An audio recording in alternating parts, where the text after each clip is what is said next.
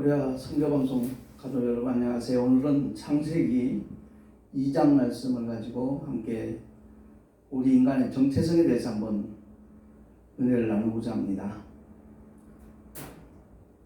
7절 말씀에 보면 여호와 하나님이 흙으로 사람을 지으시고 생기를 그 코에 불어넣으시니 사람이 생명이 된지라. 아멘. 그리고 선악과를 따먹고 난 다음에 하나님께서 아담에게 내가 내 아내의 말을 듣고 내가 너더러 먹지 말라 한 나무 실과를 먹었은즉 땅은 너로 인하여 저주를 받고 너는 종신토록 수고하여야 그 소산을 먹으리라. 땅이 내게 가시덤불과 엉겅퀴를 낼 것이라.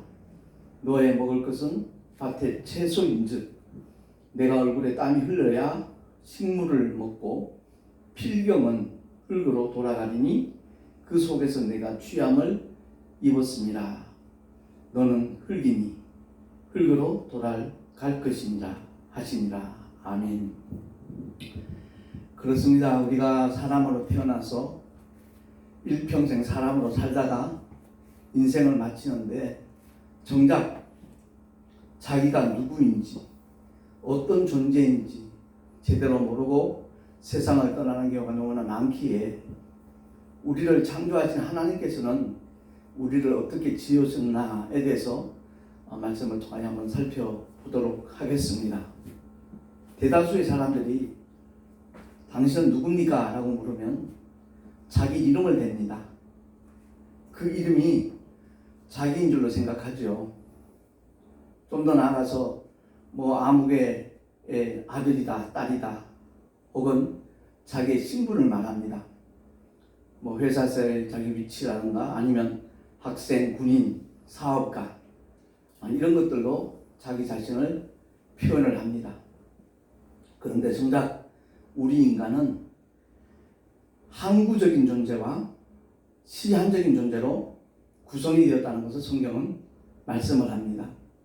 그래서 이 칠판에 나와 있듯이 사람의 정체성에 대해서 살펴보겠는데 영과 혼과 육으로 구성되었음을 데살로니가전서 5장 23절에 그렇게 말씀을 하고 있습니다. 다시 말해서 우리는 영과 혼과 육으로 구성이 되어 있다는 거죠. 그리고 그 기능은 영은 영원한 존재라는 겁니다. 하나님과의 관계를 가리킵니다. 그 영 속에는 오직 하나님의 이름, 예수의 이름이 들어올 수 있고 하나님의 생명의 말씀이 영이기 때문에 말씀이 우리 영 속에 들어올 수가 있습니다.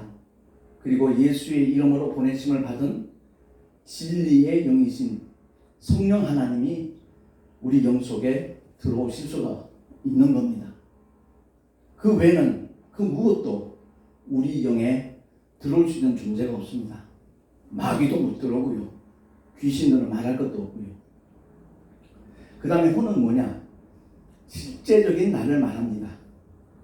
실존적 존재 이렇게 써놨는데 지, 정, 의로 구성되어 있는 인격을 가리키는 거죠.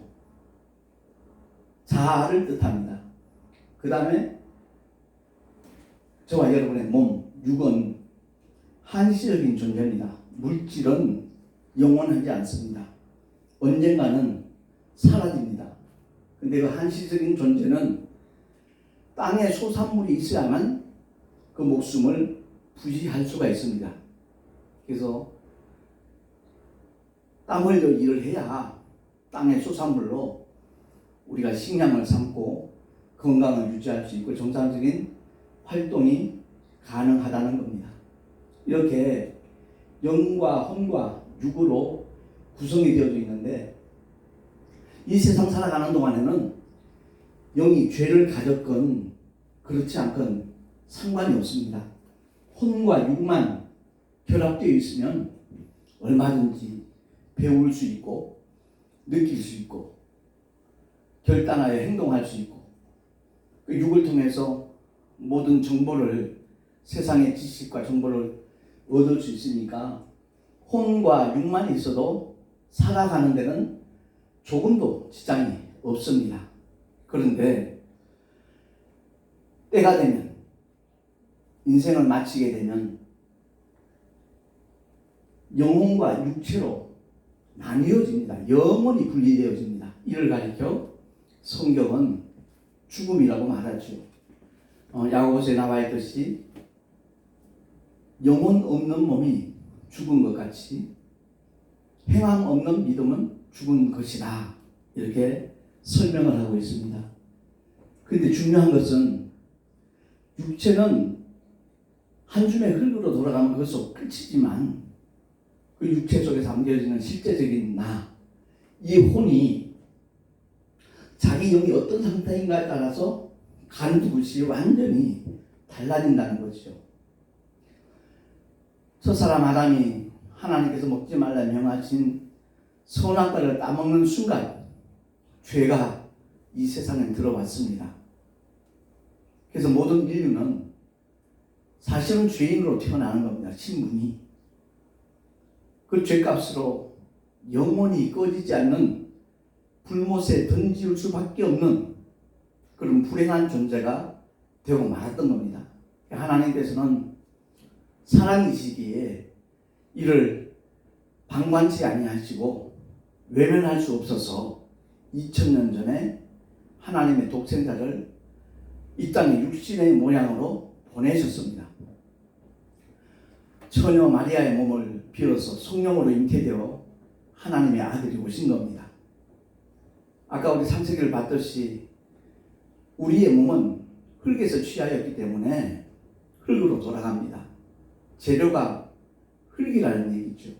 근데 예수님의 몸은 말씀이 육신되어 오셨다는 겁니다. 이 말씀은 영입니다. 요한복음 1장에 나와 있듯이 말씀이 하나님이십니다. 그래서 그 말씀이 육신을 입고 오신 사건을 가리켜 성육신했다. 영어로는 인카네이션 이렇게 표현을 합니다. 그래서 예수님께서 십자가에 못 박혀 피 흘려 죽으신 사건은 우리 인간들의 영원한 문제, 그 영의 문제를 해결한다는 거죠.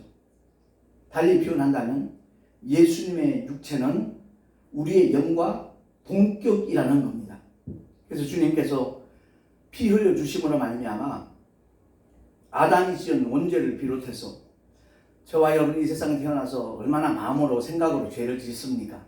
그리고 손과 발, 몸으로 얼마나 많은 죄와 허물을 먹고 마셨습니까? 도무지 이 세상에서는 해결할 수 없는 그 문제를 주님께서 십자가에서 피 흘려 죽어주심으로 주님의 대속의 죽음으로 말미암아 인류의 모든 죄를 아담의 원죄를 위시해서 우리의 모든 성품죄나 자범죄까지 단번에 주님께서 사하여 주신 겁니다.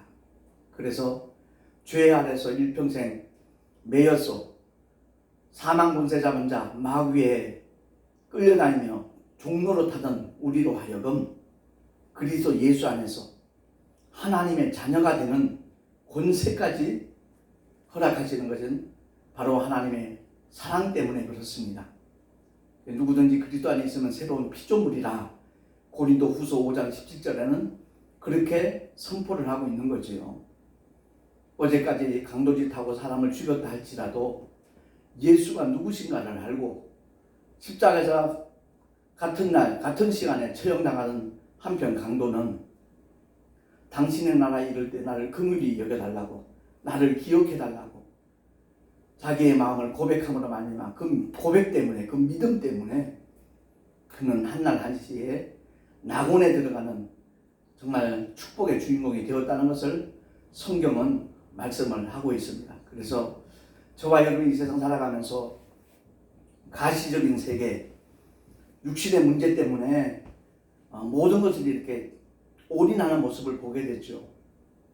공부를 열심히 해서 좋은 대학 가려고 하는 것도 대기업에 취업하기 위해서, 다시 말해서 돈을 잘 벌 수 있는 그러한 자격을 얻기 위해서 그렇게 안간힘을 쓰고 노력을 하는 거지요.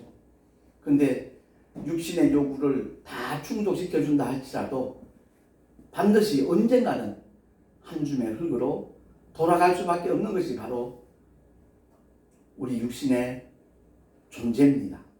그래서 육신이 있는 날 동안 그 속에 있는 실제적인 나, 영혼이 복음을 듣고 하나님의 사랑을 받아들이고 그 은혜를 누리게 되어진다면 언젠가는 떠나는 이 세상 작별할 때 이 지옥이 아닌 천국에 가는 것이 바로 하나님의 약속입니다. 그 은혜를 먼저 드리본 사람들이 열심히 복음을 전하는 이유는 바로 그겁니다. 사랑하는 부모, 형제, 가족들, 자녀들, 친구와 이웃들, 주변에 사는 모든 동료들, 그들이 함께 그 좋은 천국에 들어가기를 원하는 마음으로 전도를 하는 겁니다. 오늘 이 말씀을 통해서 우리가 꼭 기억해야 될 것은 아무리 높은 군주에 오른다고 할지라도, 아무리 많은 세상 지식을 내 것으로 만든다 할지라도, 그리고 어떤 명예와 부를 누린다고 할지라도 그것은 영원할 수 없다는 사실을 우리가 기억을 하고 잠시 사는 이 세상 주의 복음을 누군가 전하면 곰곰이 정말 심사숙고하면서 하나님의 은혜를 사모하는 가운데 예수 그리스도의 이름을 나의 구주, 나의 왕, 나의 하나님으로 믿고 영접함으로써 하나님이 함께 하시는 믿음의 증거가 우리의 삶의 현장 속에 늘 나타나며 하나님의 돌보심과 보호하심 속에서 늘 승리하는 축복의 사람으로 살아갈 수 있기를 간절히 소망합니다. 우리 모두가 다 그리스도 예수 앞에서 겸손히 무릎을 꿇고 하나님의 사랑을 구하기만 하면 주님은 차별하지 않습니다. 그야말로 우리의 마음문을 열고 주님을 영접하는 것, 그것이 바로 예수 이름을 믿는 것이라는 것을 기억을 하고 나라는 존재가 누구인가를 바로 알고 영원한 나를 위하여 살아갈 수 있는 우리 모두가 될 수 있기를 예수 이름으로 축원합니다. 감사합니다.